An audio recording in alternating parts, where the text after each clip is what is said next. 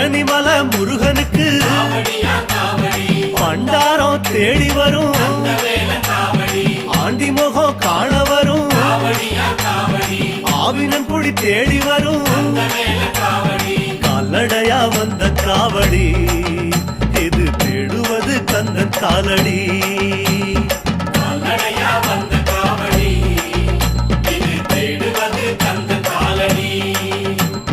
பழுத்த பழம் தேடுதப்பா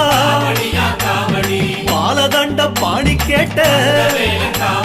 நல்ல முத்து வேலனுக்கு ஞானப்பழம் கேட்டு வரும் கால்நடையா வந்த காவடி